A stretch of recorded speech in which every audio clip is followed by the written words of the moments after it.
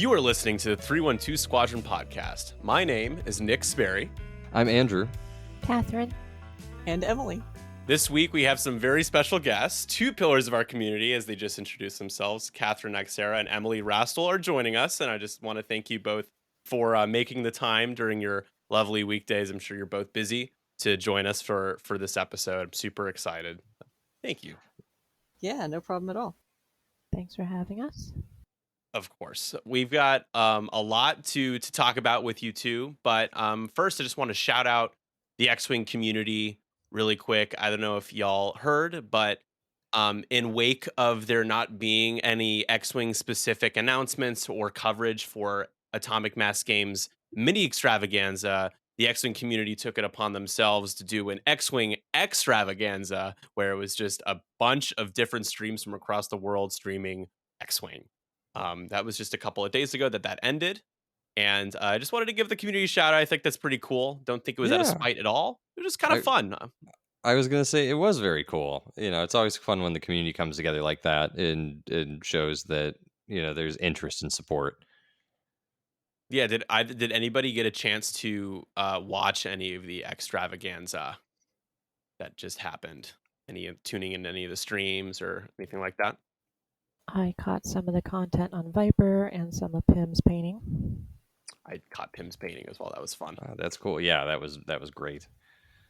Yeah, I think that it's worth mentioning that there are some, you know, the elephant in the room with this whole situation. You know, won't spend too much time on it, but you know, maybe just some implications or things that people are thinking about right now when it comes to maybe where the priorities are with Atomic Mass Games and their new baby Shatterpoint is a big new deal for them. Yeah, I think that one of the biggest reasons why Armada and X-Wing weren't mentioned in the mini extravaganza is because Shatterpoint is important for them to get their sales, you know, where they want it to be, and it's just the newest thing.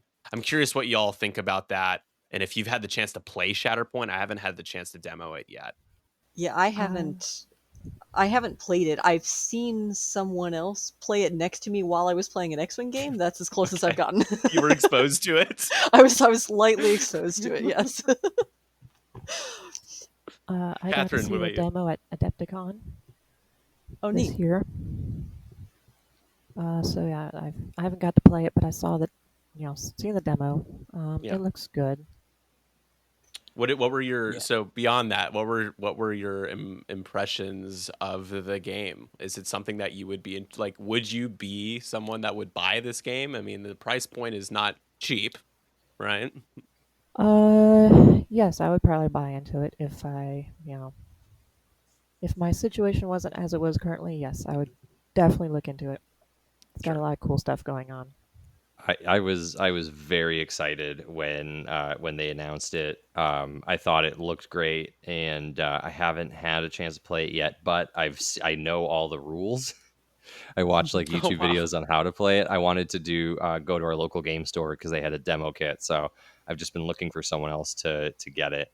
I think that even though it's a high price point, what you get with it is really good at that price point. I mean, very few mini games give you a full squad that you could field in a tournament out of the main box. And not only do they give you that full squad, they give you a ton of terrain pieces and stuff too.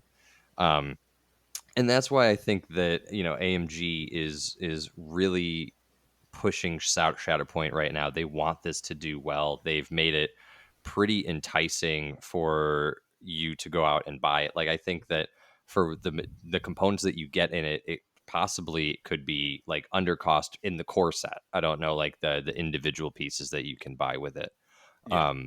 Because they give you a lot there, and they've put a ton of emphasis with local game stores with demo kits. You can tell even at Gen Con they had a lot of materials and like marketing materials and banners and things like that for Shatterpoint. So I can, just tell right now that they are really, really trying to push this strong out of the gate. They also have a lot of competitors that are going to be sharing the same audience. So they're trying to get the people who play Marvel Crisis Protocol, trying to Yeah. get the people that are into Warhammer, like their Kill Team stuff. Yeah, I mean, it's you guys probably wondering, this isn't a Shatterpoint podcast. No, it's not. It's not a Shatterpoint podcast. But it's just, I think it's a really, it does relate to X-Wing because it is a potential, for at least for the short term, obstacle when it comes to how people feel about Atomic Mass Games prioritizing X-Wing. I think that for a while, Shatterpoint will be the only thing that they focus on in terms of a daily, weekly, monthly report, transmissions, everything I think is going to be more about Shatterpoint for a while. But it doesn't mean that X-Wing is dead. I think that a lot of folks have drawn that conclusion. It doesn't feel good to feel like maybe your games have put on pause. However, we still have all of the OP stuff coming up. I'm going to Worlds Qualifier in a couple of days, and by the time this comes out, I will have been at Golden State Games. So there's still a lot to look forward to, but I get it. On one hand, I understand, oh, I wish we got to hear about something coming up for X-Wing, but on the other hand, I think it's pretty obvious from a business perspective that this game is really their number one priority for a while. Yeah, I'm going to disagree with that. Go for it. I I think, Welcome was going disagreement. to, yeah. I mean, they had a whole weekend full of discussions and painting and stuff. They could take 1 hour just to talk about what they have coming up for X-Wing and stuff. I don't disagree with that either. I mean, not to say that it excuses not mentioning it all. There have been some, interesting reports on how the Twitch stream has been handled and everything like that, which I'm not even going to go into the rabbit hole of that. But I think that some folks are the alarm bells are ringing for them and maybe are jumping to conclusions, and then other folks are more reasonably concerned, which I think is something I can understand. But yeah, they definitely, I think, should have maybe spent a little bit of time, unless feature product is on hold, or they're just like they just don't feel comfortable speaking to it yet. I think the true marker will be if by Adepticon, if we don't get news and updates and announcements on things, then I think it's very reasonable to be very concerned. That That's would my be very take. concerning. Yeah, that's my take. Emily, what do you think? Yeah. I mean, I have kind of fallen out of the X-Wing news cycle just in the past like year or so, just as I've gradually like played the game less and less, and like, so I can't really, speak to that aspect of it. I think that um you know leaving X-Wing out of one, mini extravaganza doesn't necessarily make a pattern.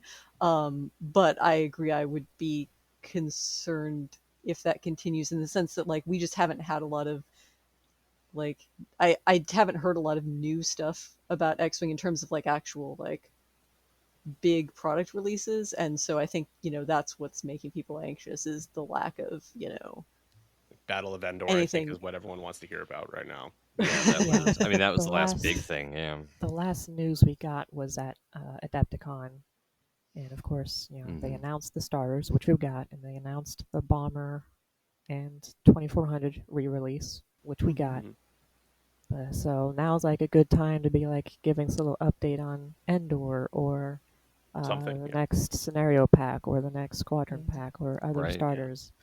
Oh, What that's they Yeah, got I mean, going. starters is the real big thing. I'm like, well, hey, what's the rumor? There's these other 5 starter sets we're talking about. Or the gunboat reprint that they've been Gunboat teasing reprint. for a long time. They've been teasing that for a while. Yeah. Yeah. yeah, you would think that they would want to maintain the momentum, because like, a game like X-Wing that is kind of predicated around this constant release cycle, like I understand that there was, a lot of hiccups, I'm sure, in the transition between FFG and AMG and long production lead times and all that, blah blah blah. But like, yeah, you would think that even with the, as Nick said, I'm sure obviously the main focus is Shatterpoint, that's understandable, but I feel like they would have wanted to at least keep up some kind of momentum with X-Wing if it's continuing to, be a game that they're developing and putting new stuff out for. Like, yeah. Yeah, absolutely. And a game that still has a large worldwide community. Yeah. Yeah. Indeed. So some people are gonna say that like Atomic Mass Games like really doesn't like X-Wing players. I think right now, Atomic Mass Games specifically those who are on the Twitch streams, like Will Schick. I think there's certain X-Wing players that are annoying them. I mean, I don't know if I could say that they just don't like X-Wing players, because I think that's just kind of a weird broad statement to make. But some X-Wing players have gotten themselves banned from their Twitch streams, and I think some of them are a little shocked because they were just asking about X-Wing product, and AMG's like, this isn't what we're doing. They had released a transmission basically telling people to not cyberbully, which I thought was very interesting. Not necessarily normal to have to get a reminder to the community to not act like, an asshole to each other and to the AMG. It's just a lot. I don't really, I'm trying to wrap my head around it. I think we're all trying to. I'm trying to look at it as like, look, it's a lot of drama and it's just gonna like dissipate. It's really not that big of a deal, like whatever. But it is interesting. Like that's the thing that happened and has been happening recently. And that reminds me of an important question. What are your what's the age/family thing on this? Can I curse? So editor's note, we'll cut Yeah. this part out, Andrew. 13, PG-13. Keep it PG-13. Good to know. Yeah. Try not. I think I've dropped like an F-bomb. I'd say just try not to drop a ton. We have. We're about one an episode. That's fine. Yeah. No problem. Yeah. I have controls. I just need to know if I need to turn them on or not. I appreciate you asking that. Yeah. Anything else before we move on here about this topic? An interesting topic. I ain't got anything. They should have done something. That's all. Yeah. I mean, it'd be nice just to get like an update or just an acknowledgement. That's always good. But otherwise, I think everyone in the community also understands it's a small team with a new product. So I'm going to give them the benefit of the doubt. If like Emily was saying, if the pattern continues and this becomes worrisome, then that's then. But it was really cool though to see the community come together and do extravaganza. Exactly. In response to show just how popular, what a missed opportunity that was for AMG. So they're probably less likely to do that next year. And it's also cool that to know that like you don't need AMG necessarily to keep X-Wing cool and alive. Yeah, X-Wing players have for a long time been doing our own thing. Mm-hmm. What was it, Emily, in the Midwest? The Scrubcast. You said, what is it? That episode was called like X-Wing is dead, long live X-Wing. Oh yeah, that was a blog post actually that Dan wrote. But yes, it was a blog post. Because we are technically a blog, even though we pretty much never post anymore. But yes, when 2.5 was announced, Dan, wrote this post about X and called it "X-Wing is dead, long live X-Wing," which of course everybody misinterpreted. Obviously, what he was trying to say. Title, yeah, yes. It was provocative. Yes. It's good SEO. Yeah. The marketer in me is like chef's kiss. That was great. Yeah. Yeah. All right, let's move on to the topic at hand here for our episode today. Really excited about this. Emily and Catherine are two women in X-Wing who are notable parts of the community. Catherine has ingrained herself in X-Wing for several years. Catherine, I don't know exactly how long, so I just said several years because it's just an easy way to just cover my bases. Sure. Several years. How long have you been a part of the X-Wing community now, would you say? I mean, I guess that depends on how you want to rate it. I mean, I started playing X-Wing or like Wave 4 first edition. Yeah, a long time. It's been a while. Yeah. I was back with took part in some Team Covenant events and stuff like that in Vassal League. Vassal, yeah, cool. But then, that's a name I haven't heard in a long time. Indeed. As far as like being like active in the community and stuff, of course, I started following GSP in 2018. It's around in 2019 where I started doing some major events and several years exactly. Yep. Yeah, you've been an active part of both the physical community at events and active across the online space. You've been a loyal supporter of our channel since we started streaming, and of course GSP and many other X-Wing streams like Nickel City X-Wing. So just wanted to give you a proper shout and thank you for being a very recognizable and great part of the X-Wing community for as long as you've been playing. I was going to say, here. Yeah, you were there since I started playing, and really enjoyed watching you on Nick streams. Mm-hmm. Yeah, never bet against Catherine. On the other side here, we've got Emily, who's been a pillar of the Midwest tournament scene, as well as the content creation side. You've been a Yeah. frequent host and staple of the Midwest Scrubs with their Midwest Scrub blog, and of course their podcast, the Midwest Scrubcast, which you can find on most major platforms, including Spotify. You will give you a proper shout for the podcast at the end of the episode too. Okay. And links to your podcast. Uh-huh. Nice. Yeah, It's like, the podcast, I would say the podcast has been going maybe since 2019.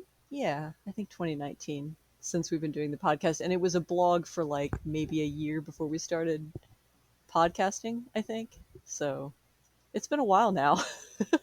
yeah, you guys have a great time. You've had me on before, Yeah. and I think it's finally returned the favor and hold you hostage for an hour on our podcast. There we go.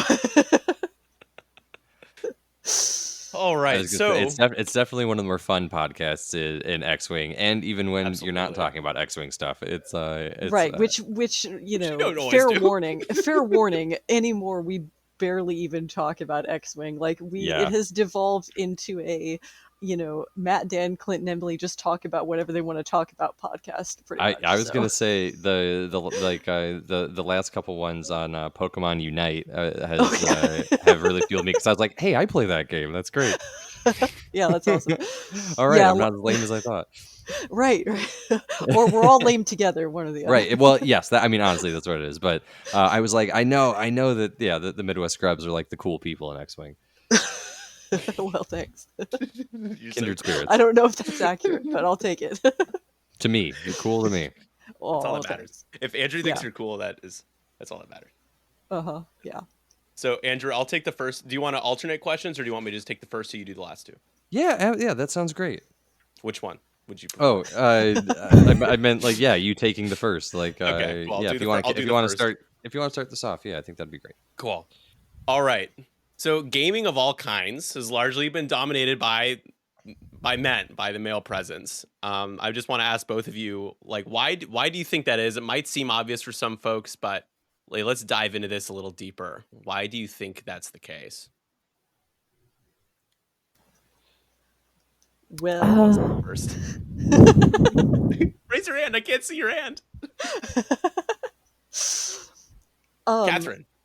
Yeah. Pick one there. Yes. Why do I think that is? Partially it's going to come down to, I think, just culture and society. I mean, I think that's just a big overarching thing. Yeah. To where, I mean, I don't have enough answers. Obviously, I'm from Gen X. And this sort of, I mean, even at my age, this sort of gaming and stuff was rare, even amongst men. You know, like only the biggest nerds and dweebs are into it. Yeah. So it wasn't even well broad there. So it's definitely not being invited for women to be in part of and whatnot. Do you Things think of about, obviously- in your case, do you think about like the fact that, like, do you think about this at all? Like, you being do you think about being a woman playing these games? Is it, with you being Gen X and your situation, the cultural aspect, like you mentioned, is that even something you're like you take a step back and think about, or is it just kind of like whatever, right? Because we're pretty progressive these days. Yeah, I'd say most of the time I don't think about it, but it's come up on a few times where, you know, you encounter just a gaming situation, and you know, I'm used to, by now I'm seeing, you know, whatever game I'm at, you know, there's a bunch of men at the table, very rarely seeing another woman, and I've just become very used to it to a point where I don't think about it most of the time. Yeah. But it has been improving, of course. Yeah, I mean, And Emily gaming would, in general is becoming more mainstream for everyone. which is great. Yeah. Yeah. What do you think, Emily? Yeah, like I mean, I do think a lot of it obviously is a culture thing, right? Like, you know, am I millennial technically? I think I'm a millennial. But like You're ruining this country is all I'm saying. They're all made up. So like, I mean, but when I was a kid, I mean, like there were like, video games were for boys, and toy spaceships were for boys, and like that kind of thing, right? Like, I mean, when I was a kid, like that's how it was. And I think it's less that way nowadays. Like, I also don't have kids and don't like have a lot of close friends who have kids either. So like, I don't really like know, but Yeah. like, I like how far that's progressed for kids. But like, it kind of starts when you're young, the, boy toys versus girl toys and that kind of thing. And, so there's just sort of this subtle like cultural thing that encourages boys to go, you know, in certain directions and girls to go in another, right?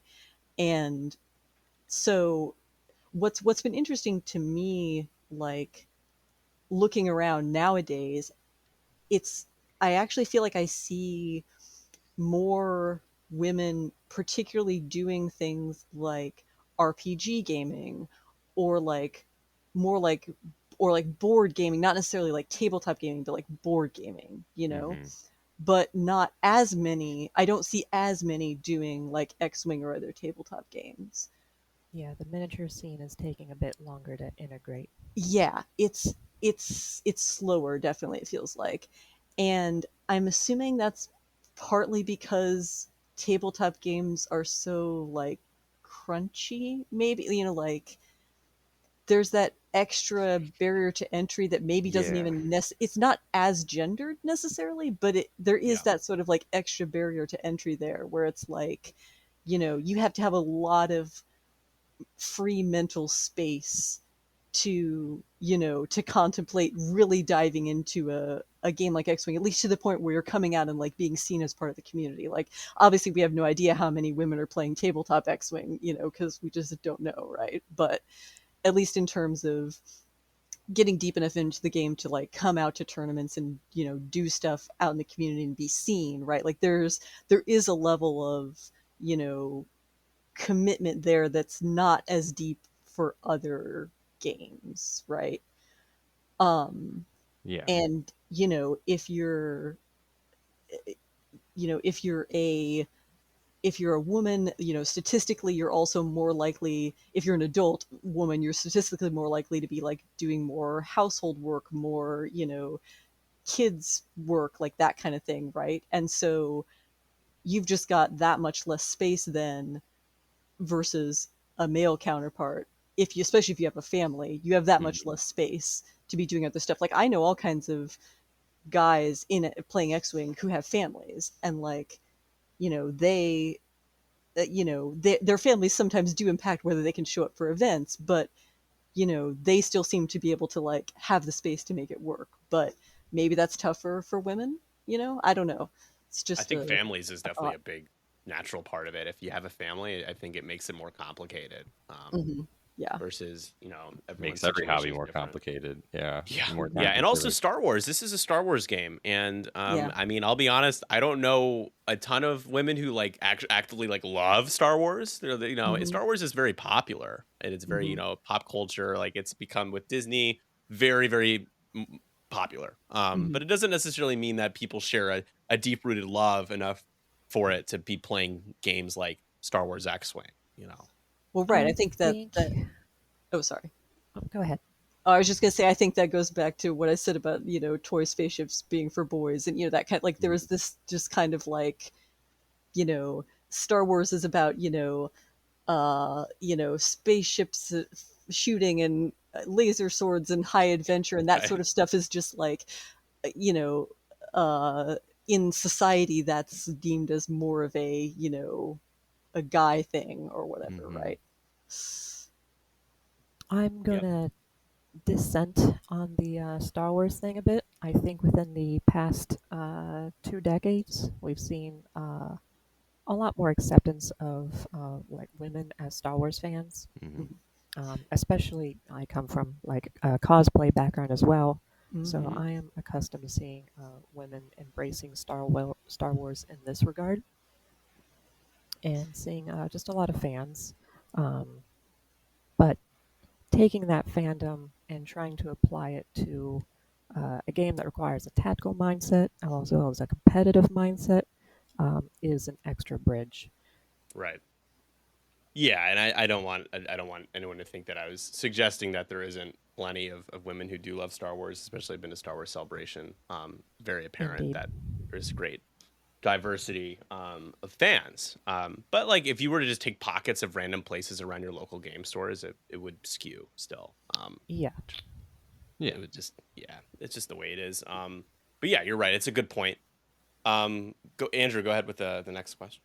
You could probably skip the first part of it because we kind of answered that already. Yeah, I think that's why I was trying to get around that though. But I has being a woman impacted your introduction or just being a part of the X-Wing community in general, positive or or negatively? And is there and yeah, I guess what was your personal experience in coming to X-Wing and being in X-Wing? Go You ahead. could, what? Go ahead. Me? Okay, me first this time. All right. So, um, like, yeah. So as far as being a woman in the hobby, so like I got into the hobby through my husband, um, who originally was like he's the big Star Wars nerd of I the was like, two yeah, of you got us, to right? start somewhere. Yeah. Uh-huh. And so he was like, "Oh, there's this, there's these Star Wars tabletop games, X-Wing and Armada and stuff. We should look into this. And so he just kind of dragged me along with him. And, it took me longer than him to like work my way up into like, okay, this is a game that I really, enjoy and I'm really like playing and all that. And definitely like the first while it was like I was more of, the tag along wifey who, is just like showing up, to play with him. And then, I eventually became, you know, a player in my own right. And yeah, and I did, feel a little bit awkward about that initially. But like also I'm just I'm a socially awkward, shy person. And so like it's hard to divide the layers of social awkwardness between which ones have to do with me being a woman in a largely male space and which ones have to do with me just being awkward. Like to be Yeah, Yeah. honest, right. like I don't know if I can divide those layers of the onion really. Like, because I mean, like because there are definitely times when I'm having a game with especially with somebody I don't know well. Like I will say like the local St. Louis community I can't remember having ever been anything but welcomed here, right? Yeah. Like and broadly speaking I think that's been my experience across all the stuff I've been to all throughout the Midwest, right? Like it's generally been just fine like in that regard. um there will always be those occasional like awkward things of like, oh, someone's being a little patronizing to you maybe, or or someone Yeah. just like doesn't seem to know how to interact with you, and then you're like, are they awkward because I'm a female, or are they awkward because they're awkward? Like I don't know. Um but yeah, like um it's hard to like say that there's been like a huge impact, but it is something that I'm aware of variously. I was, aware of the awkwardness of it when I was first, started playing. And then eventually I got comfortable with people, and then it's fine. Like now I go out to a game night here in St. Louis and I don't even think about it, right? Yeah. That's great. Um it's it's it's one of the aspects of me getting comfortable around other people, but it's not the only one. I'm also just awkward. Like if I was to walk into a room full of women playing X-Wing or something, I would be equally awkward Yeah. as I am in a room full of men playing X-Wing, right? Like it doesn't super matter in that sense. But Yeah. I think it's been like I don't because I haven't really participated in a lot of other like gaming communities outside of X-Wing. I don't know how it compares to like the reception for women in X-Wing versus other you know Right. games. But broadly speaking, my experience actually has been fairly positive. Um, it's so basically the reason, like, I feel like the reason women aren't playing X-Wing is probably not because the atmosphere is per se unwelcoming, you know, other than just in the sense of the bare fact of it being dominated by men, a room full of men. Other than that bare fact, I mean, I don't feel like it's ever been, for me, unwelcoming at all. Yeah, and that's great to hear. Mm-hmm. Yeah. Yeah, Catherine, how about you? Yeah, I can speak much the same as an introverted person that's socially awkward. Yeah. Definitely makes things a bit more complicated. As far as my background and stuff, um, gaming has been my life for a long time. I was, first introduced at a young age to, checkers and chess by my, father, grandfather, great grandfather. Um, Oh, very cool. Played all sorts of, card games and whatnot. So I got into that and got into gaming, and definitely had a very tactical and strategic mindset from the beginning. Um, I didn't get to do much gaming in high school, but once I got out of high school and college, I got involved in a lot of different miniatures games throughout my life.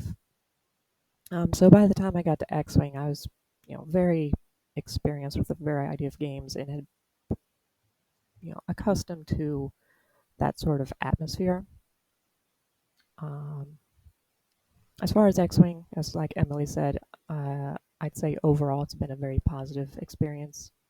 And again, I don't think anyone was doing anything on purpose. There have been, the occasional awkward occasion with an individual where, again, situation is awkward. Are they being patronizing? It's kind of hard to tell. But generally, X-Wing's been a good experience, especially, when by the time we got into it, it was 2015 or so. I forget when X-Wing came out, 2013, Yeah. sometime around then. Oh, wow. It's been around So by then, I for had already been 10 years. gaming for 15 years easily.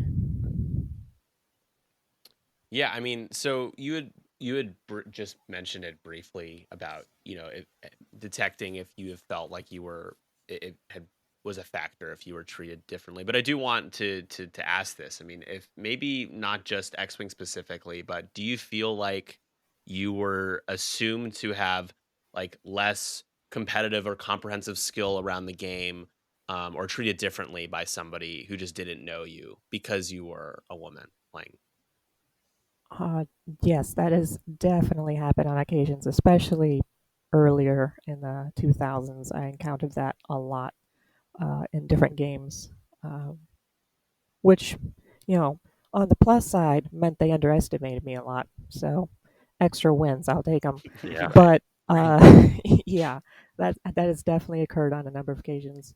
As far as X-Wing, not so much. Like occasionally there'll be a game or so where I maybe have a slight vibe that maybe they are underestimating me.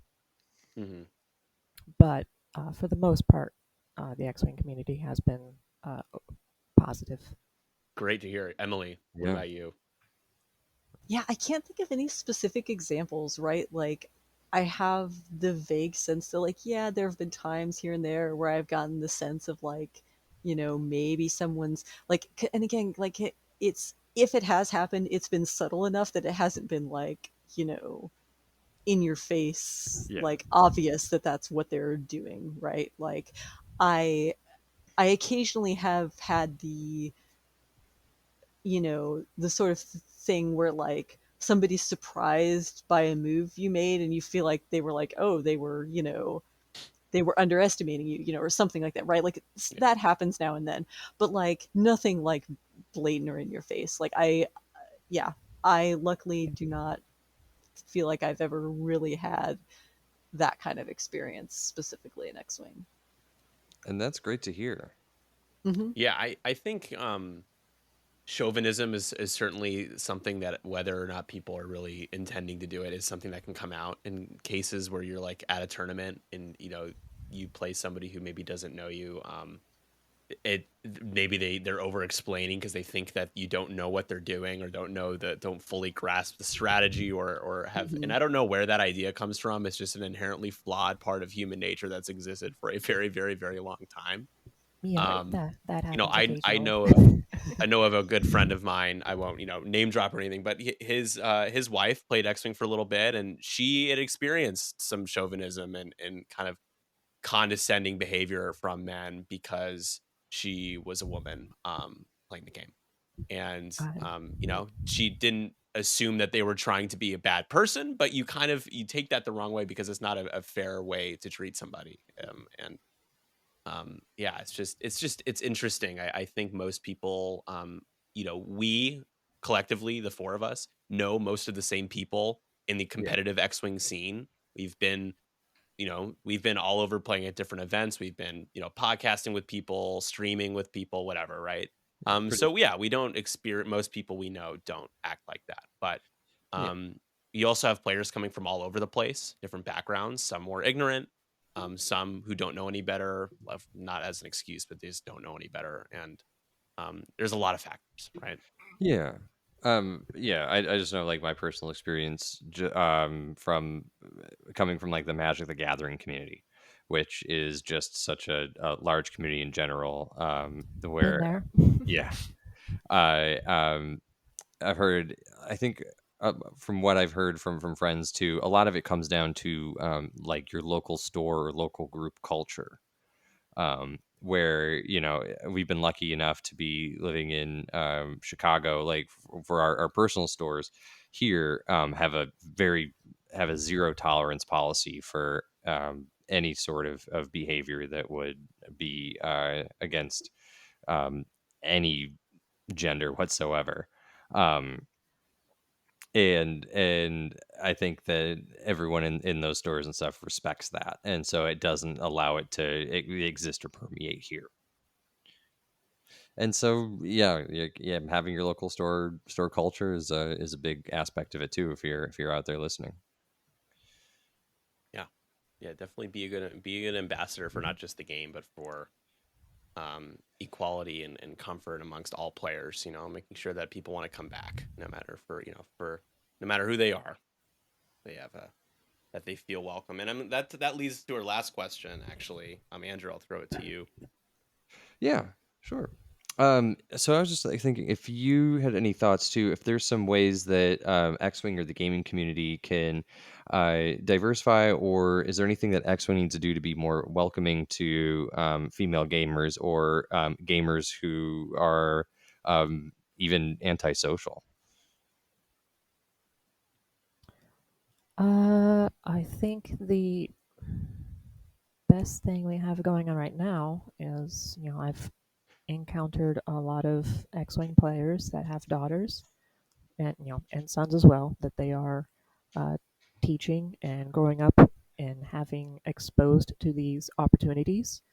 And I think that's our primary, at least for gaming in general, uh, avenue for making gaming more inclusive, just getting into the next generation.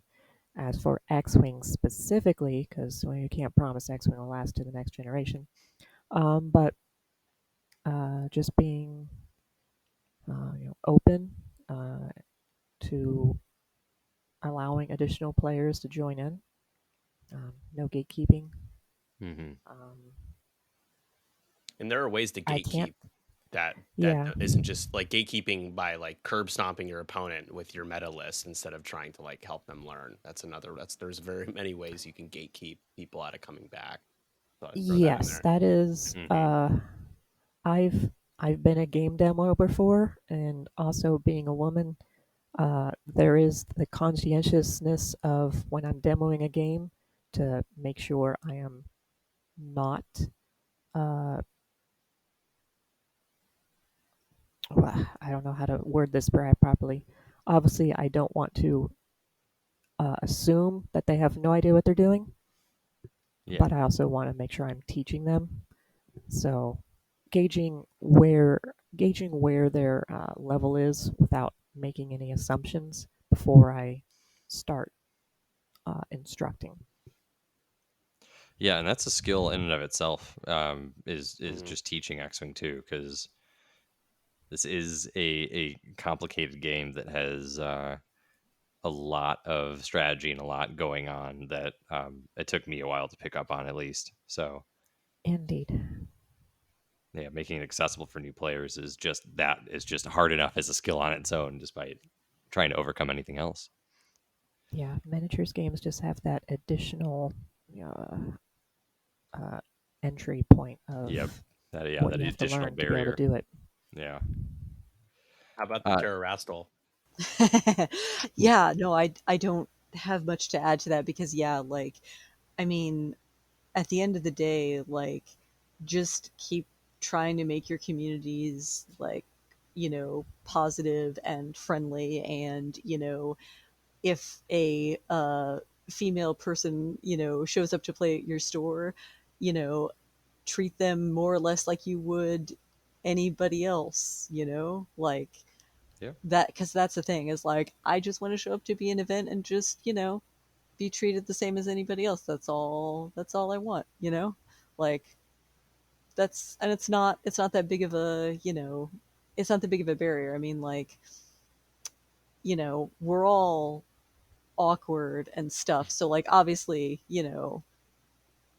the social awkwardness is going to happen, but like, Yeah. just as much as you can, just treat everybody the same as you can, and that's like all we can do. I do agree with the thing that Catherine said about indoctrinating the next generation. Like absolutely, like Yes, that's that's the word. There it is. yep. um, Obviously, don't brainwash them. Just give them, I mean, introduce Indoctrination. them. it's inherently fun. This is an Like, option. You don't have to play, but right. we when we're exposed to Yeah. more opportunities, then we can uh, express our own independent interests. I mean, right. As somebody who demoed X-wing a couple of times as well, I think the number one goal, like above all else, I mean, obviously you're trying to teach the game, but the number one goal is to not overwhelm the person or people that you have at the table. Like Mhm. Indeed. keep them engaged. As Andrew said, it's not, it might seem like one of the simpler, complicated games versus all the other games we could be playing right now, but it's still complicated. Don't overwhelm, whether, and this goes for any situation with anybody, whether you are demoing or it's a new player, a returning player, a kid, somebody that you're trying to kind of pass the torch to or bring into your community. Yeah. You need to be mindful of how you're behaving and acting and teaching with them, because if you overwhelm them, eh, you know, there's a lot of reasons why people don't play this game. It's not like this game is played by hundreds of thousands of people. We're talking like maybe right now thousands, couple. I could boldly ballpark it. But people walk over and say that looks really cool, but it seems really complicated. That's the two things that I hear all the time. I tried to Yep. explain to my dad what shields and hull were, and he's like, "You lost me." So some people can't be saved, but but other people, it's just you have to breadcrumbs. Be careful with how you plant the seeds of the game. Well, I would say X-Wing is also probably one of the harder games to teach, just because Yeah. on top of the tactics and strategy, there's also spatial reasoning Right. involved.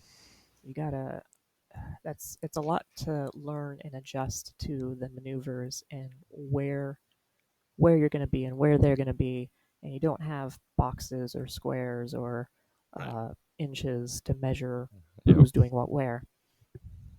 Right. Yeah. The human element, that human error is just a big part of the game, because you set up a ship at a 1 degree off angle. That matters. It all matters. Yeah, you just gotta, Indeed. practice doing geometry in your head really well until it's just a vibe to you, and then you can't explain to anybody. Yeah. Yeah, Yeah. math is not people's strong suit. No, no, for sure. Yeah, I mean, this is really it's a not only is it an interesting conversation, but I think it's something that because we've gotten to a really good place overall with women and Star Wars, with the progress that we've made with women in gaming.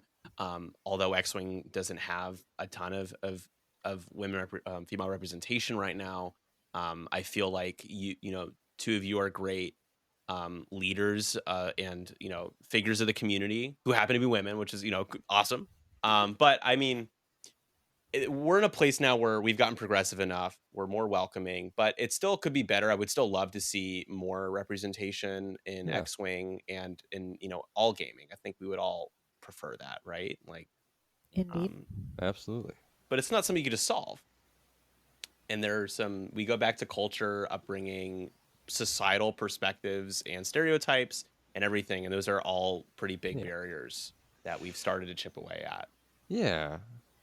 And I mean, I will say, just from my perspective that I think it's a lot from what I've noticed since I've been playing just competitive games.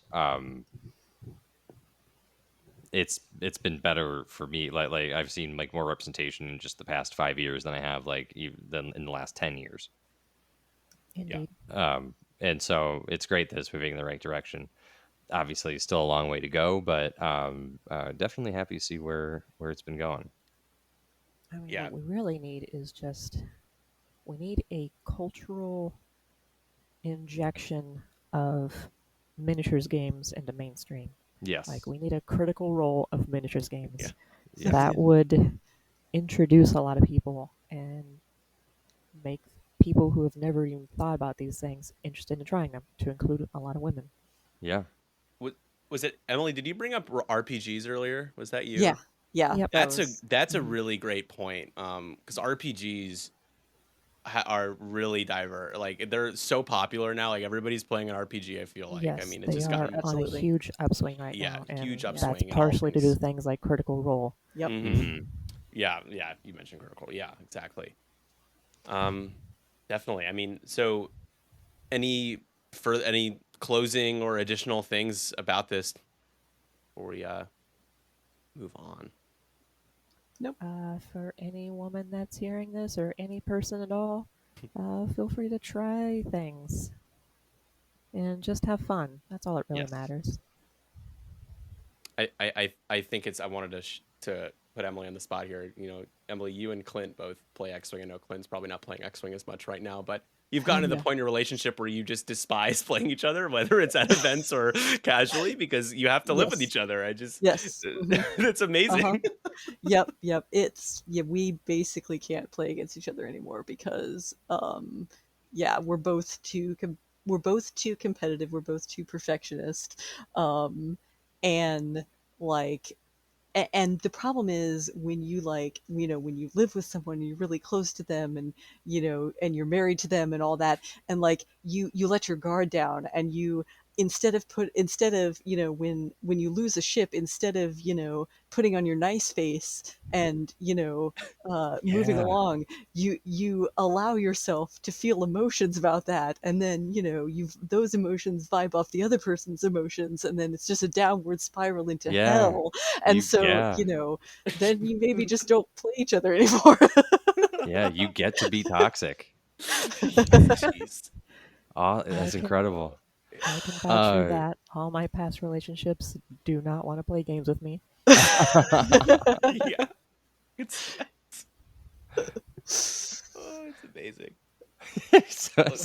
So we need to teach the next generation, but not get too competitive with them. Yeah, right. If it's your family, yeah. Yes, keep the games at home fun. Unless you're to a point where you can safely compete against each other, like the Patrick or something. Right. Yeah, I remember I had an ex-girlfriend where we were playing Monopoly with my family, and we were very into it, my family, and she had to have a talk with me after the game was over. She's like, what was going on? Yeah, what is this? Mine too. It's like especially games like Monopoly, anything can be a deal. Everything's on the table. Like we're trading, who's going to do dishes or mow the lawn. Like wow. It gets cutthroat. Yeah. There are alliances. My brother tanked a game once so that he knew that he was going to lose, but he wanted to make it so that I couldn't win. like when you start bringing family spite into games, yeah, that's always great. Yeah. X-Wing is a game, I think I mentioned it before, where X-Wing is a game that does make me feel tilt more than I think any other game that I've played, because it's just a game where if you make one mistake, you pay for it for possibly the next 30 to 40 minutes. Like every single turn is you've fallen off a ladder and you're just hitting every rung on the way down. Yeah, for sure. Yeah. Yes, Yeah, yes. there's a lot of dice in X-Wing, but it feels like, whether accurately or not, it feels like you have so much agency over what's going Yeah. on. And so then it feels like when you make a mistake, because X-Wing has always felt very like chess-like to me, you know, in Yes, the sense same. that, like, obviously there's variance, and it probably affects more, maybe more than we think it does. I don't know. It's hard to tease out the difference, but yeah, absolutely, it feels like you have so much agency over this outcome, and then you do something wrong and you're like, the whole thing is ruined. Yeah. Yeah. And PSA to those of you out there, whether it be, you know, within your family or with your partner, make sure you play games that you both actually want to play. Don't force somebody to play a game that you like because you like it. And if you Right. are going to play a game, I recommend less PvP and more Yes. cooperative where you Yes. can. Because you know, in X-Wing, the idea of you destroying your girlfriend, or your girlfriend destroying their boyfriend or whatever, you know, you might make them feel bad. So actually, when You heard I it here, play, folks. Play Hotak. yes, Yeah, yeah. I was gonna say when the occasional times where my girlfriend will play with me, I use the X-Wing AI, and we're always on the same team, Mm-hmm. and we're going up against opponents just from the AI, Smart man. and that is also, it's a great way to introduce people into the game as well. Mm-hmm. Yep. Because it's, you know, they don't have to feel like they're going up against a veteran, and even when we have people at the store, like, yeah, splitting the squad, and they're not, you know, they don't have to worry about commanding like a whole bunch of ships, maybe one or two, and it can be very fun. Yeah, I Yeah, when you think take the idea of losing off the table, it becomes more appealing sometimes. Yes. yeah, I think Hotak was probably the first thing I played. I don't remember for sure, but like right around the time when Clint and I started playing, like there was also a Hotak game going. And like I remember joining that Hotak game like early on. Like that was a thing that appealed to me, like as I was starting in. And I got competitive later, but like I still do enjoy some, you know, PvE X-Wing, absolutely, Yeah. or PvE anything. Like co-op games are my favorite type of games. Co-op games are my favorite too. Hotak is how I got into X-Wing. Oh yeah, nice. And yeah, and then I realized that, oh, I've acquired an entire faction, so maybe I'll try Yep. maybe I'll try There you playing it go. competitively. Yeah. There you go. Amazing. All right, let's talk about Ahsoka. We'll try not to talk about Ahsoka for too long. This is a part, you know, part of the podcast now, which I think by the time this episode comes out, will be we might be at the end or almost at the end of the show. So, spoiler alert for those of you that might be behind or haven't started it yet. We won't go too deep into the spoilers, but I know that it is important to you all. It's important to me, so I'm We're giving gonna you the spoiler yeah, we're gonna warning. talk episodes 1 through 5. Episodes 1 through 5. So first, let's do this. Let's go broad. I'm going to ask each one of you individually for your first impression of the show. I challenge you to keep it within just like a few sentences. Like, what were your, you know, a couple of things that you liked, your impressions? So, Catherine, I'll have you first. I'll have you start first. What are your Sure. impressions of Ahsoka? Real simple. This show's amazing. I love it. We're getting a awesome deep dive into the mystical side of Star Wars. It's a great uh, complement to what Andor was doing, and I'm all for it. Nice, Emily. Yeah, broadly speaking, I have enjoyed it. I thought it started slow, but it's picking up steam. Um, like I have probably some nitpicks, but Yeah, overall, broadly speaking, I'm enjoying it. Andrew. I know you and I have some overlapping opinions, but I'll obviously throw it to you. Yeah. I'm gonna say that, yeah, I agree. One, it's gorgeous. It's the cinematography is phenomenal. The audio is phenomenal. Um, I have some nitpicks with just like the characters, but overall, I think it's fine. But yeah, it definitely starts off slow, and then it's getting better. Yeah. For me, I mean, I'm a provocateur with certain things. I can come off as a bit of an ass when it comes to my opinions on things, but with Ahsoka, keeping in mind that both Andrew and I both really liked Rebels and in Clone Wars, for the Yeah. most part, which is an important note to make before stating this opinion. I was a little bit bored for a while. I just, I wasn't disengaged completely. I was watching it right as it came out. I was still enjoying it, but I was a little bit bored. So as Emily said, it was started off slow. It picked up steam. Mhm. 100% agree with that. I'm a lot more hooked now without going into too much detail. It took a while to get there. And yeah, we have bones to pick with certain things, or maybe, some of us do.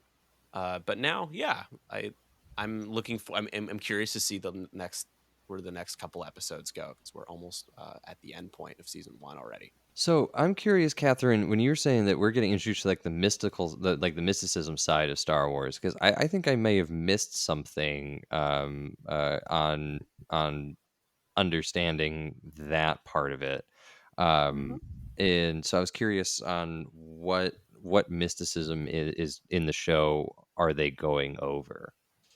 Oh, sure. I mean, we've got Jedi, we've got a Night Sister, we got a Dark Jedi with Balin.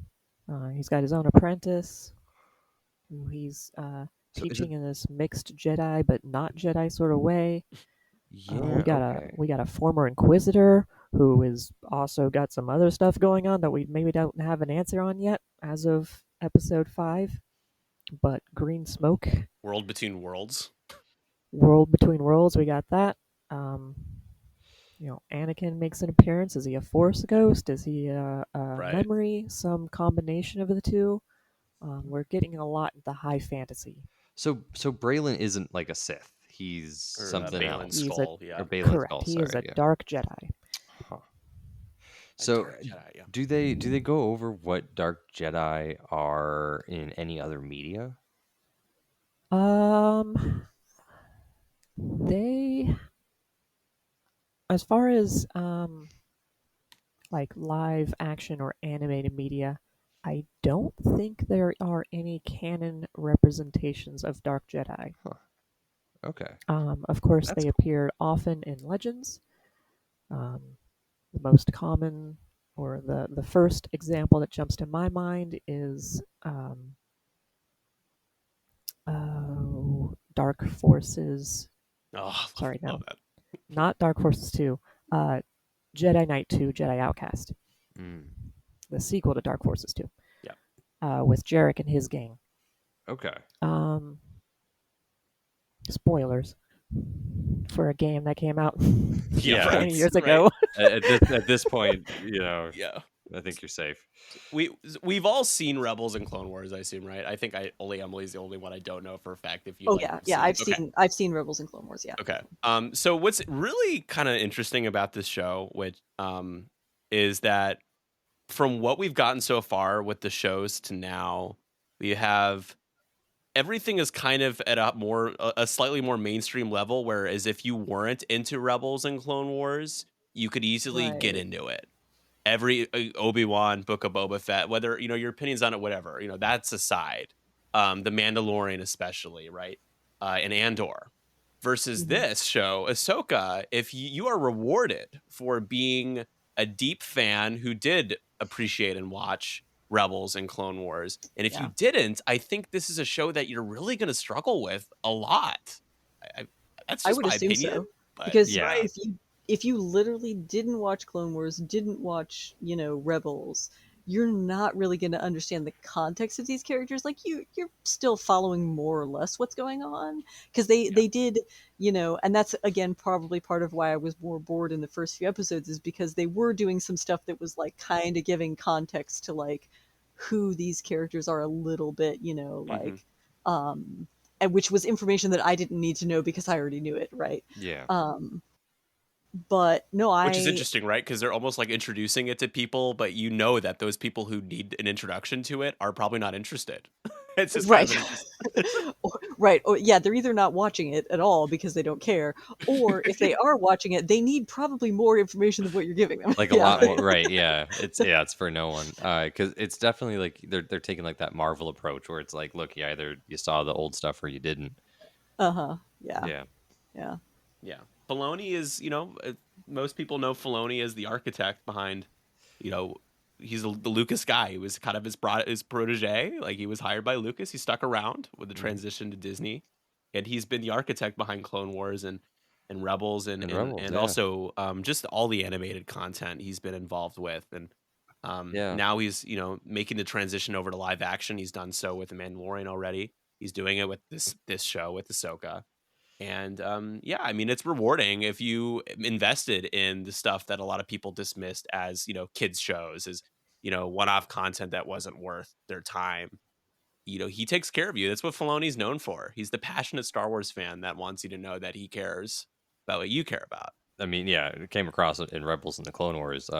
Wow, those were great shows, and these are characters that he's been with like the whole time. So yeah, it's interesting to see that carried forward. Yeah, let's do this now. So we'll start with Catherine. Catherine, what is like one highlight of the show that you've really, really enjoyed, and then maybe something that you maybe don't like as much if you have something negative? One highlight, man, that is hard. But I'm gonna go with Balin Skull. I love his character. Um, Everything he's got going on is very engrossing into what his background is and how he approaches things and what his goals are. Yeah, Also, he's rest in very peace, by the attractive. way. That Yes, actor did pass away, unfortunate for unfortunately. Ray Stevenson passing away. Great character so far. But yeah, Balin Skull so Amazing far character. has been a fantastic character to see on screen, and I'm looking forward to further resolution on what I already know, but I'm not going to talk about because Right. spoilers. Is there anything you haven't really liked about the show? Something I have not really liked. Um,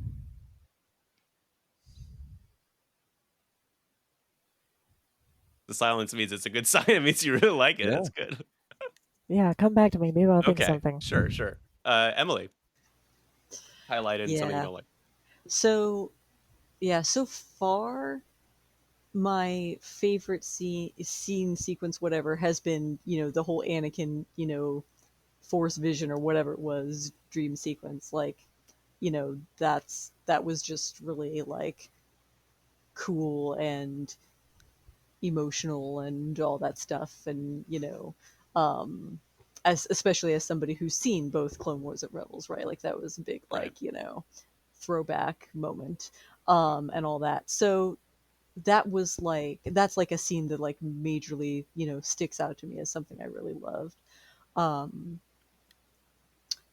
as far as gripes or whatever, so I'm gonna say that Balin's apprentice, whose name I don't even remember. Shin Shin Hati. Hati. Okay, there we go. Yeah. Thank you. I feel like I just personally have felt like her character is a little corny and also doesn't have enough like underpinning. Like she's just sort of there. Like Balin has this thing. He's like a dark Jedi, whatever, blah blah blah. But like she's just sort of like there, being sort of like corny and emo, and I don't know how to feel about her. Well, yeah. Like what are her motivations? Yeah, we have no motivations. We know literally nothing about her other than she's over enthusiastic about like force choking people and stabbing them with lightsabers. Yeah, That's all that I know about her. And I wish there was more to her. Like Yeah. that's I guess I would say probably Well, one of watch my bigger concerns. episode 6, Emily. Okay, well, I Yes, haven't got watch there the yet. next But yeah. episode. Okay, so maybe after episode 6, I will change that opinion. But Yeah. so For far, those listening, Emily has not seen episode 6, so we're just being mindful of that in our conversation. Or you, the listener, may or may not have seen episode 6. yeah, True. yeah. So we're It's being not just mindful of me. you, even though we issued the spoiler alert warning. I would hope that would have been enough. I mean, 6 just came out, so That's true. But yeah. by the time people hear this, right, By it's the different time for us this than it is episode them. comes Yeah, out, it's yeah, all yeah. weird for everybody. It's weird. It's just You everything's know, weird. that's the downside about podcasting is it happens in the past. It happens in the Mhm. past. Hello, Yeah. people in the future. Am I more handsome in the future? Andrew, what about Yeah, you? we are. Yeah. Boy, this is I would say like this is one of the most like beautiful shows. I think that the cinematography, the even like the CGI is incredible. You can tell that there's just so much attention to detail there. And the sound mixing, the audio is also spectacular and incredible. And they do like these really cool things where if they allude to like the dark side of the force, they'll have like a sound clip of like Darth Vader inhaling or something. Like they do these like little tweaks that The are VFX budget is yeah. is Oh like man. like Rogue One. Yeah. It's so No, good. seriously, it is. It's like that. It's so great. I would say that I honestly also want to. Balin is such a huge highlight and is incredible. One of my favorite characters. The second is Fulcrum, the droid that Oh, Hu Yang. Hu Yang. Okay, so Hu I think Yang, Fulcrum the was Ahsoka, right? Yeah, that was Fulcrum her is Ahsoka. cosplay. Gotcha. Okay, so Hu Yang, the droid, has been fun. Offers some good like comic relief, and is I think one of the more like well developed characters on the show Yep. as well. And if I have to go to my gripe, which is if I feel like Hu Yang and Balin are probably the two more developed characters that are on the show. Um, and I was really kind of struck in this, and it came to me kind of in when I was watching episode 4 again, at like how little dialogue there actually was in the first couple episodes. I'm not saying like more exposition, but most characters, like in episode 4, most characters don't have lines that are longer than 1 or 2 sentences. Hmm. Um, and I think that that's leading to some of the characters to me feeling flat Yeah. and maybe one dimensional, where uh you have Ahsoka who is angry. You have Sabine who is angry. And you have Hera who is annoyed. Um and See, you're not sometimes wrong. I mean, it's fine. like and that's kind of it. Yeah. So yeah, I Ahsoka mean and Sabine that's scenes are very short my with each other, right? yeah, and that's my take. And then also part of it too is that there apparently is a rift between like Ahsoka and Sabine. I think they bring it up in episode 4 where Ahsoka had betrayed Sabine some way and possibly gotten Ursa Wren and maybe her brother killed, like her family killed. And I don't know if that's in different media, but part of me is like, well, why isn't that season 1? Like if we're taking off right after Rebels, like that may have been a better season 1 than tracking Yeah. down MacGuffins. Probably too late to pay that off too right now Yeah, in the first season. absolutely. Um, I'll go really quick. So yeah, I mean, I echo a lot of what Andrew said. I struggle a lot. I think there is a bit of a back and forth with folks on where they stand on Sabine. I like Sabine as a character in Rebels. I really struggle with Sabine in this show. Um, she's betrayed Ahsoka multiple times, and I kind of am just wondering, like, what do you do? What are you doing here? Like, what is your job? What are you trying to accomplish? Because she's always been kind of more rogue, but she's very destructive in this show. In a level of chaotic that is, I'm wondering like what they're trying to get at with how they're writing her character. And yeah, I mean, as you said, Ahsoka and Sabine together, the dialogue is the shortest of any scene. When they're in the same room, there's really not much that they say to each other. It's very short and quick. And I know people say, "Well, that's on purpose." I get Yeah, it, could be. but it doesn't mean that it doesn't mean it's good or super engaging. So I think Sabine it might be on the cusp of a bigger character arc that we're kind of been just waiting on. I would hope. We'll see. But yeah, I mean, there's a lot of characters, and a lot of them are not really fleshed out, and those that are fleshed out from previous media that we've already been exposed to. Yeah. So there's a bit of a challenge. So the thing I really like, though, I said the thing I don't really like. The thing I really do like about it, is I'm here for Hayden's redemption. He's gotten multiple opportunities to redeem himself. I think Mm-hmm. I absolutely Yeah. love that Star Wars has done that with Ahmed Best, who played Jar Jar Binks in The Mm-hmm. Mandalorian, Yep. and also what Mm-hmm. they've done with Hayden. I It's awesome, That is very and cool. they both deserve it. It makes me emotional. Like, I mean, it's just really important to me. And that episode with Ahsoka and Hayden, not only was it really cool, but that might be one of the greatest transitions, like character transitions of Anakin walking away and then becoming Vader, and then like in the heat of battle. Uh, Mm-hmm. Manny and I were watching it together and we screamed. Like, I wish we would have recorded it. We were screaming. Uh-huh. Yeah, we were. It was just awesome. So it made me feel like the kind of nostalgia and great feelings as a kid when you watch this stuff. It made me feel like a kid again. So I really, really, that episode, I really needed it. Was that episode 4 or 5? That was I think it 5 was because 5. that's the one I Yep. just Yeah, finished. Yeah. 5. I really needed that Kickstarter because I was kind of sleeping on the show until that episode. Um, Mm-hmm. so yeah, I think that they did a good job of tasteful fan service for that, and the things that we wanted to see with Ahsoka and her relationship with Anakin. Um, I don't think that's gonna save the writing, just making a bunch of cameos, and I think the show knows that. So again, we'll see. But those are my thoughts. Any rebuttal, Catherine? You've been quiet. I'm really curious. I disagree with so many things. Yeah. No, that's I think great. it's all awesome. That's But good. where's Zeb? Yeah. Well, I was gonna Where's Zeb? Yeah. you were tapped into things that I completely missed too. So I'm not doubting that I might even be coming at this from a point of ignorance for sure. Yeah, you ignorant man. I'm just also easy to please. Yeah, and that's the thing. I wish I was more like that. I'm not the biggest proponent of Dave Filoni as like a live action director, but I love him. So I think he's a huge part of the success of Star Wars moving forward. And if he takes over for Lucasfilm, I think that would be great. Like, I wouldn't mind that, but we're lucky to have him, and I think this Yeah. show is going to stand out as one of the better shows when it's all said and done. I think I would put it around Obi-Wan, whether it be better or worse, I don't know. It's not over yet, but Ooh, no, it's definitely better than it's Obi-Wan. Andor yes, is I Andor is would. yeah. Much. I would put it as better than It- Obi-Wan I for think sure. Andor is probably unanimously like number 1 for a while. Sure. It's hard to Um, top though. And then will it be Ahsoka number 2 would make sense.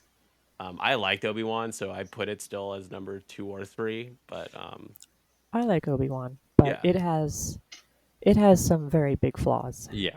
Yeah, and I mean, this show, I mean, you and I disagree on this, but I think this show has some pretty big flaws for like 4 episodes. But you and I, again, don't see eye to eye on that. So it's just like our list will be different. And Yeah. that's the beauty of what we're doing here is we get to, arguments are more fun. Gets the people going, you know? That's right. Pick a Well, in side. that Join a team in case, the comments. audience, get excited Email because us. Nick is just wrong about Yeah. everything. Yeah, well, I'm used to being wrong about a lot of things. I'm good at that. I wanted to say something more animated and interesting, but I couldn't think of something on the spot. Catherine, you're pretty good at like putting people down and like really putting them in their sure. place. I admire that about I love you. to throw out some quips. Yeah. Sometimes I'm not ready for it. I'm like, whoa, it's good. It's like, oh gosh. I only do that about people I really care about. It's a No, type yeah, of love I've language heard we've it's invented. it's definitely a term of Exactly. endearment for sure. Yeah. Yeah, this is I definitely say I think that the show is better than Obi-Wan. It's better than Oh, Boba God, Fett, Book of yes. Boba Fett in my book. And I will be sticking with it. Yeah. And it's been getting better, so I like what I've seen so far. One thing, I mean, I feel like I'm also holding it to such a high bar because like I loved Rebels so much. And Sabine is also probably my favorite character, like one of my favorite characters in the Star Wars universe, like period, from Rebels. So I was also definitely coming into this with like, you know, I guess maybe higher expectations than I would have given some other properties as well. Oh, and then Hera too. I mean, Hera is also one of my favorite characters, just from like I even in the Alphabet Squadron books, I'm coming into this being like, oh, like the Hera that I know from like the books and stuff is like is a certain way, and this may be differing from my expectations of that. Yeah, you know what I'd really like on my wish list is a little bit more mention of Kanan Jarrus. I think only once now have I heard his name being spoken. Kanan is an incredible character made by Disney. One of the best characters that I love Disney has Kanan. created. Yes. Kanan's phenomenal. Some sort of integration or memory. Doesn't have to be a flashback, doesn't have to be any cameo, like weird flashback cameo, but something. Because I think he's being overshadowed by just the fact that, well, sorry, spoilers, that he's dead. So it's just like, we won't talk about him because he's dead. Like, well, come on. Any last words on Andor or Ahsoka? I see. I think about Andor way too much. It's right. actually Yeah. Political problem. We know where I'm Nick's looking head's at, forward yeah. to the last Yeah. 2 episodes, and I think Yes. there is a lot of potential within them to shore up a couple things that are still missing in the narrative, and of course deliver us an amazing conclusion. Yeah. No, just definitely recommend. That's that's where I'm at. Like, yeah, I'm sure it won't be Andor because it's difficult to top that, but 100% recommend it for sure, especially for anyone who's seen Clone Wars and Rebels. And a formal invitation to fight me in the ring if anybody doesn't like Andor. All right, guys. So I'm just gonna quickly just drop a couple of upcoming events for you all. By the time you listen to this, Dragonfall will be coming up in a few days on October 7th and 8th in Lake Geneva, Wisconsin. So if you are in the Chicagoland or Wisconsin area and want to support a great cause, it's for charity. We'll be having 2 official X-Wing events on both the 7th and 8th, like store champ level style. And we'll be streaming that. Andrew and I will be there. Yeah. So check that out. We'll drop the link in the description, Or as if you don't well as mind- our... Go ahead. I was gonna say, if you don't mind just taking a long drive, don't even have to be in the area. Come out, say hi. We're worth it, right? Yeah, absolutely. We are. We also have the Windy City Trials Turkey Trot Store Champ on November 18th at Good Games Chicago. We have opened registration for that, and we'll include a link as well for that if you're interested in visiting us at our local game store. I'd like to throw over to Emily and Catherine to give their shout outs. We'll start with Catherine. Oh, sure. So we can shout out anything? Yeah. Cool, I got... Sure. Get us canceled. No, not an insult. 2 quick things. Of course, you were plugging upcoming events. There's also PAX Unplugged, December 1st. I will be there. Yes. That's in Philadelphia. And then as far as a shout out, I'm very big on ending the fur industry. So feel free to check out something called Save a Fox and be aware. Much appreciated. I do enjoy the Save Fox Indeed. content. They are awesome. Emily. Yeah, well, obviously I have to shout out my own content. So, if you want to hear some content that's a lot about games and occasionally about X-Wing, head over to the Midwest Scrubcast on your preferred podcast platform. And we also have a Discord that is fairly active if you're into the whole Discord community thing. You can find... I think on most of our episodes, there's a link to our Discord if you want to get in on the Discord conversation, which again is mostly about games and occasionally about X-Wing. And we have a blog technically, but I think it's dying. So, but if you want to, What a sales pitch, jeez. Oh my god! If you want to catch it before it drops its last breath. It's dying like this game, I swear. No, I think X-Wing is leaving our blog behind, I think is what's happening. But we do technically have a blog. There's some stuff out there. Maybe there's some relevant content on our blog, but you can check that out. It's also under Midwest Scrub. Yeah, should be easily findable. I don't even remember the URL. It's been that long since I thought about the blog. We'll take care of that for you. But you can link the people to where they need to go. I got you. Is it a GeoCities It's a WordPress It's a word for site. okay. Yes, yeah, WordPress. It's like midwestscrub.wordpress.com or something like that. Yeah, I don't know. Yep. That's maybe it. That was beautiful. I just love both of you.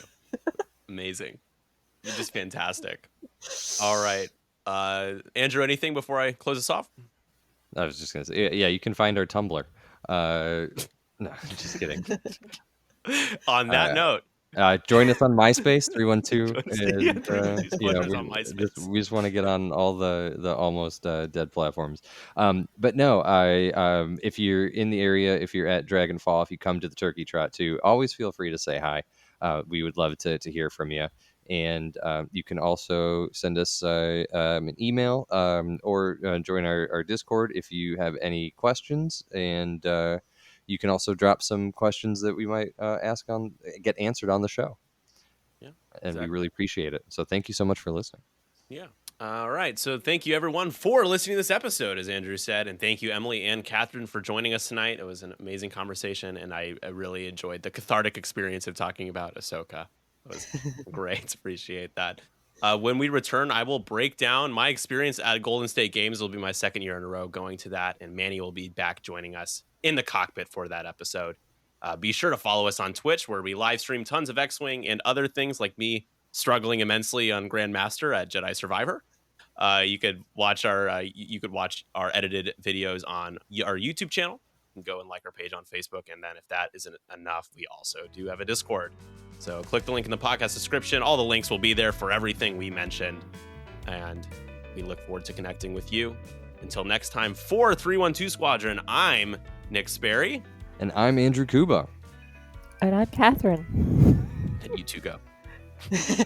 And Emily. Woo! Bye. Thanks for having us.